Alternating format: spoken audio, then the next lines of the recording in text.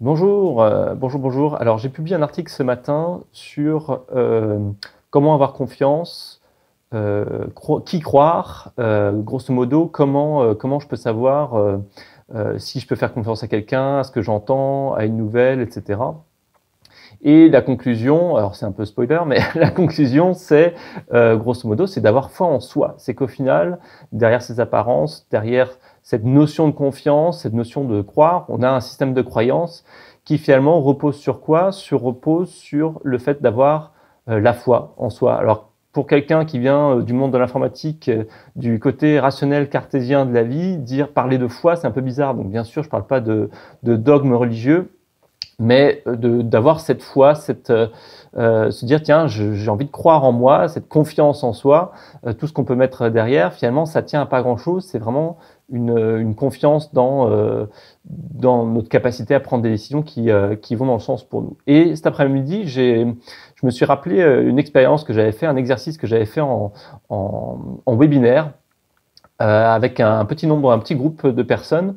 Et l'exercice était le suivant, c'est que je m'imaginais ne pas avoir la foi dans la vie, par exemple, pas avoir la foi dans l'univers, pas avoir la foi dans une force supérieure qui gouverne, qui agit pour nous, pour notre bien. Je me suis imaginé ça. Et je vous invite à faire l'exercice aussi, et je le refais maintenant. Je m'imagine, tiens, tout ce qui arrive, par exemple, aujourd'hui dans le monde, qui nous bouscule un petit peu d'une manière ou d'une autre, on est tous un petit peu touchés directement ou indirectement, s'il n'y avait pas de sens à tout ça, si finalement, tout ce qui se passait était vide de sens, pour soi, individuellement, pour nous, collectivement, il n'y avait pas de raison à ça. Et j'observe comment je me sens. Et là, quand j'observe comment je me sens, eh bien, je me sens vide, je me sens démuni, je me sens presque en désespoir. C'est comme s'il y avait une absence de vie presque. Maintenant, je reviens.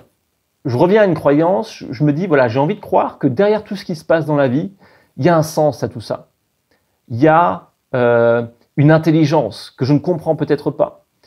Mais il y a un enchaînement d'événements qui m'amène à une meilleure version de moi-même. Et aujourd'hui, c'est le cas individuellement et collectivement. C'est tout ce qui se passe avec ce virus, tous les événements économiques qu'il peut y avoir dans le monde, m'amènent sur un chemin d'évolution, nous amènent sur un chemin d'évolution collective. Et si je décide de croire en ça, comment est-ce que je me sens? Et là, je me sens rempli, je me sens animé d'une énergie différente. Je me sens animé par la vie, en quelque sorte. Alors bien sûr, ça c'est mon ressenti personnel. Peut-être que vous allez ressentir des choses différentes et chacun aura des perceptions et un ressenti différent.